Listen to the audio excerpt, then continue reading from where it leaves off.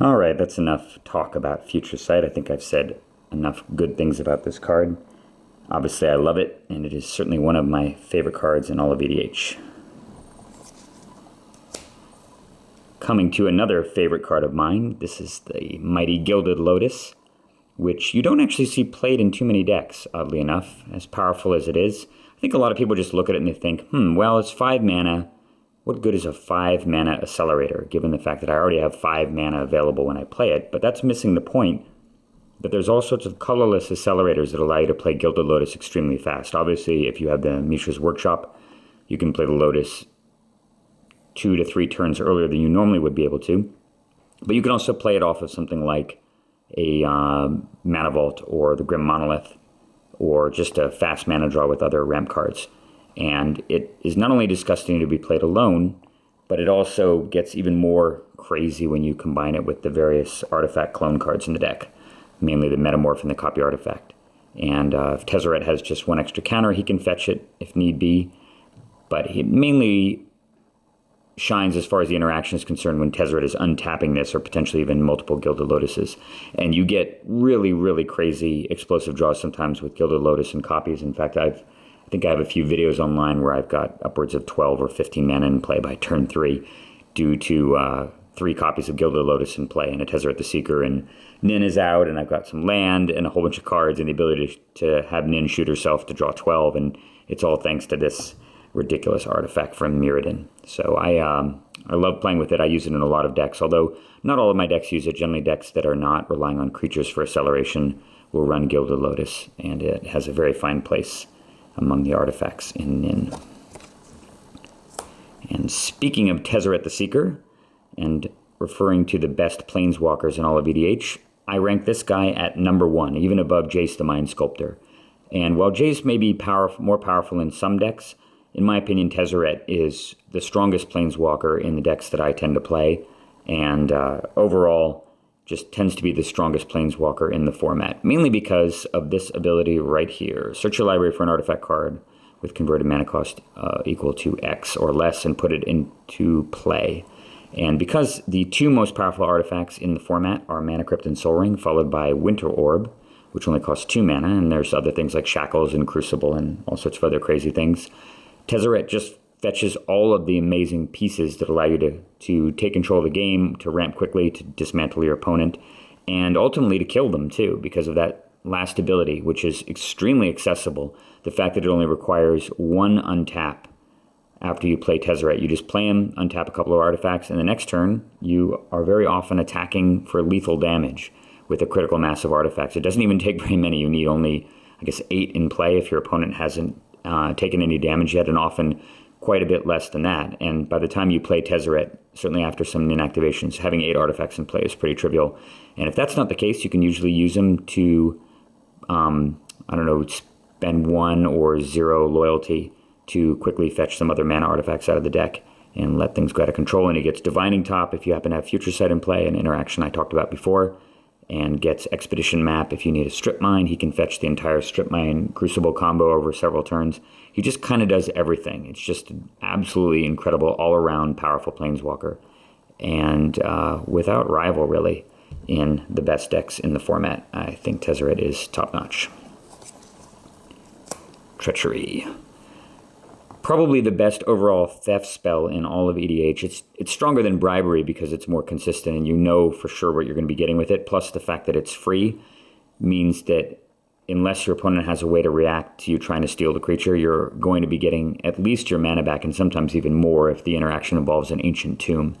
So Treachery does crazy things. It allows you to get explosive, degenerate turns, and most importantly, and this is something that's very important for control decks in general, is you need tools that allow you to come back from a losing position. And Treachery is one of those cards that turns a big losing position into a winning one, where you steal an enormous creature, and suddenly not only have you taken away their biggest threat, but now you have a huge, tough outlet to shoot with Nin the Pain Artist repeatedly. And because you get all your mana back right away, you can often do it on the very same turn that you played the Treachery. And don't forget that if you have a Cryptic Command or Enter the Royal or something similar in hand, when your opponent tries to either get their creature back or destroy the Treachery, you can just bounce it back to your hand and redeploy it right away. So, yeah, that makes it pretty much an auto-include. I think this card is worth playing in just about any deck with blue in EDH, as long as you aren't super focused on comboing out. But in all the decks that I've built that have blue mana in them, I've used it, and it is excellent. All right, done with the 5s. Moving to the mighty and seldom seen Amnesia. It's so funny, actually, that this card, which was very defining in another era way back in the mid-90s, shortly after Mind Twist was banned, Amnesia was kind of the go-to hand destroyer that decided many, many games between control decks, which were kind of the definitive decks of the time. But because that was so long ago, and there's been multiple generations of Magic players who have come since then, when I tend to cast this spell on people online, there's always this long pause where people actually have to spend some time to read the card, and I think in many cases are quite in astonishment that there would ever be a card like Amnesia printed in the first place, that there'd be a blue card that causes full hand destruction. And granted, they are left with just their lands, but there's plenty of cases where this card basically just says 6 mana, target player discards their entire hand. And if you're able to cast it early, especially off of a mana drain or off of one of the other numerous accelerators in the deck, you can pretty much wrap the game up on the spot. Now, the one caveat, of course, is that this card loses a lot of value and utility in multiplayer, mainly because you're paying 6 mana, which is going to probably be your entire turn, and while you are crippling someone quite badly, there's several other players there, and so what you're generally accomplishing is you're spending 6 mana and your entire turn to make some other player into your arch enemy, because there's no question at that point onward, if that person doesn't just concede outright, they're going to be coming after you, and that's generally not a good strategy in EDH when you're facing multiple opponents, unless you're 100% sure that you can handle both them and the other people. So as a result of that, as much as I love Amnesia, I tend to sideboard it out in multiplayer. It is the only 6 in the deck, actually, at least pre-sideboard. So I've got Karn Liberated. Incredibly strong Planeswalker, and a very, very important tool that a deck like Nin needs, because by nature of the fact that you're blue-red, you're surrendering the ability to interact with certain types of permanents. You can kind of handle artifacts okay, you can certainly handle creatures okay, but you can't handle enchantments at all, and you have limited ability to interact with things like Planeswalkers as well. And Karn gives you outs against various troublesome permanents that you wouldn't have otherwise. Additionally, of course, he's got his first ability, the +4, target player exiles a card from his or her hand, which not only gets Karn up to 10 loyalty, which makes him practically unkillable unless you're already being completely swarmed by creatures, but it also causes your opponent's hand size to shrink. And if there's one thing that control-heavy decks like, it's opponents with fewer cards in hand. That's kind of a precedent that was established with the control decks that I pioneered a long, long time ago. The idea being that if you whittle your opponent's cards in hand down to practically 0 or down to 0, it makes all the counterspells in your hand much, much more effective, because you know that they can't follow up a spell that you have to counter with something that might be worse. Karn prevents you from having to even worry about that contingency by keeping their hand size down to 0. And he's got, of course, this secondary ability, which is also insane, the ability to exile any permanent. So you can kill off, well, pretty much anything that they have, as long as it's not hexproof. And in a pinch, you can even do things like killing your own mana crypt, which I have done before when I've been down to precarious life totals. And of course, the ultimate is kind of nuts and is a little bit of a moonshot. Doesn't really even come into play in lots of games, mainly because if you've gotten Karn to the point where he has 14 counters on him, unless you're really, really losing, it's very unlikely you actually are losing if you've had time to use Karn that much, and especially in 1v1. So other than just the gimmick nature of activity in the ultimate, there really isn't any point to it. But those two abilities alone, and the fact that he's reasonably affordable at 7 mana, it does seem like a lot, but the deck has so much ramp that casting Karn quickly is quite trivial. And of course, you can get utter blowout games with him using an early Mana Vault or a Grim Monolith or a Mana Drain to get him out quickly. Super strong guy, gotta have him. All right, we're done with everything but the X spells. So the first X spell I've got here is Condescend, which is a fantastic counter to have. It has the flexibility of scaling from the beginning of the game to the end, and you really just need a critical mass of blue counterspells that cost 2 mana, which allow you to interact with your opponent, well, starting on turn 1 potentially, but gives you the ability to just constrain people and control certain threats from the very start. It's very tempting to play with lots of expensive counters, but sometimes just having a humble Condescend stops something devastating from happening early. And of course, the Scry is an extra bonus, which puts the card over the top and makes it better than other cards that are similar, like Power Sink, for example. Rolling Earthquake. You notice this is a white border Earthquake from, I think, Portal 3 Kingdoms. And when I first built my deck in paper, I was on the fence about making the investment to get this card because it was extremely expensive. And eventually I decided, you know what, I gotta buy it. What are the chances that they're gonna reprint this weird old esoteric card from Portal 3 Kingdoms that no one plays with? And literally 2 weeks after I ponied up the $180 or whatever that this white bordered Rolling Earthquake cost, they announced From the Vault's Annihilation, which of course contained a black border version of Rolling Earthquake and made me look like a fool. So it's still kind of cool to have a white border version of it. And the card is incredibly important tool to have. I have won and come back from countless precarious positions because of this card. Gives you the ability to clear pretty much every creature in play, so you can wrath everybody with it. The fact that it deals direct damage is sometimes important, especially if your opponents have been taking damage from other stuff, or if they've been using Sylvan Library in a greedy fashion. And most importantly, the fact that Rolling Earthquake deals damage to players means that you can redirect damage onto Planeswalkers, which is one of the primary reasons why the card is in the deck. And sometimes you can just win from a completely impossible position facing down 5 different creatures as well as 1 or 2 Planeswalkers, and Rolling Earthquake clears away nearly everything. Now keep in mind, of course, because you're only assigning damage to the opponent once, you can't kill multiple Planeswalkers with Rolling Earthquake, but it does allow you to kill off one key one. And that alone, and the fact that this is fetchable with Mystical Tutor, more than makes it a mandatory include, and one of the best red cards in all of EDH. And the final card in the main deck, a recent addition from Aether Revolt, Whir of Invention. I've been very impressed by how well this card has performed so far. I was a little dubious about it because of the triple blue casting cost, but as you've seen, I'm not completely reluctant to use a card like that when you consider Cryptic Command and obviously Future Sight. But Whir of Invention basically to me says pay 3 blue mana at instant speed and go get Mana Crypt, and that alone makes the card worth it. And of course it can scale to get a Soul Ring if you've got a little extra mana, and it can go and fetch all of the incredibly powerful higher casting cost artifacts like the Crucible of Worlds and the Veldican Shackles and Metamorph and even Gilded Lotus. I mean, it just goes on and on and on how flexible and awesome this card is. I really, really like it, and I think it is a perfect inclusion in addition to the deck.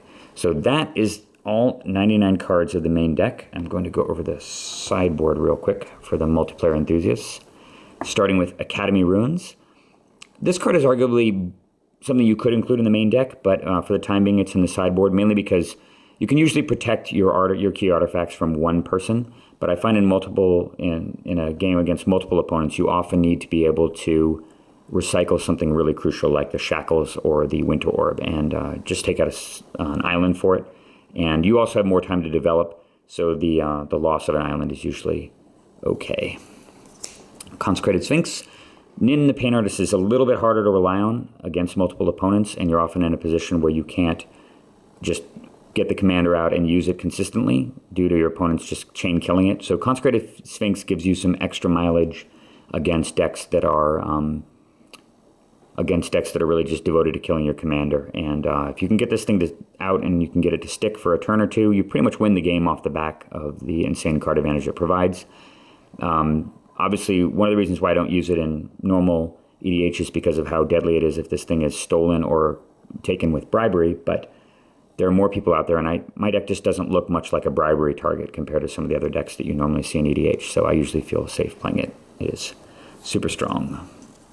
Keranos, God of Storms. Looks like they were out of order a little bit as far as mana cost. It looks like I'm going from big to small. So yeah, Keranos, God of Storms. I am reluctant to play this card because I don't think it's quite good enough to play in 1v1, a little bit inconsistent. But in multiplayer, you get a ton of value out of both of its abilities. It's not unrealistic to get up to the Devotion so that you've got this 6/5 blocker that's indestructible. And of course, it makes an awesome Nin outlet. Once it is indestructible, you can just shoot it repeatedly for as much as you want and take over the game. And the ability to deal 3 damage anywhere you want is super instrumental. So definitely a great card to use. Mystic Remora, the Mighty Fish. Be careful about playing this card too early in the game because often your opponents will just cast stuff like crazy and feed you so many cards that you'll be forced to discard without the Reliquary Tower or the Thought Vessel. But that said, it is just such a powerful bomb if you draw it early to mid-game And you can even use it as an abeyance of sorts, basically a card that you lead with when you're ready to cast something else big, because if it gets onto the battlefield, your opponent can't really fight a counter war against you without letting you draw 3 or 4 cards off of it. And yeah, it's just incredible. Plus you can bounce it with Cryptic Command or into the Royal once the cumulative upkeep has gotten high. Super strong against multiple opponents. Heuristic Study, just like Mystic Remora, a little bit less powerful early, but has potential to sit out there the whole game and give you value. Anyone who's played EDH, I'm sure, is very familiar with this card, but it's excellent in multiplayer, not so good in 1v1. Teferi, Temporal Archmage, another amazingly powerful, strong 6. I think that this card definitely belongs in the deck when you're playing against multiple opponents because you can usually deploy it, you have more time to build up, and its ability to multiply your mana exponentially makes it super, super strong. And finally, the third most powerful card in all of EDH, Winter Orb. I can't say enough good things about this card and how powerful it is. It seems like it's a little antithetical to what Nin is trying to do, but at the same time, it has the ability to basically just break the backs of all of your opponents at once for just 2 mana. Don't play it early, play it late, play it mid-game, wait for the perfect opportunity to deploy it, and you can often seal up and win the game right on the spot. And I will talk more about Winter Orb in future videos. Anyway, that is the entirety of my Nin deck, main deck and sideboard. I'm going to post my email address in the video, so if you want the exact deck list, you're more than welcome to request it in the comments section, and I will include the sideboard as well. I hope you enjoyed my first Nin the Paint Artist deck tech, or I guess my first deck tech in general, and there'll be more to come if you have a specific deck that you want to see next. It looks like Edric is next on the menu, and I'm also thinking about doing a budget deck tech as well. But I really hope you guys enjoyed this one, and there will be more to come. See you soon.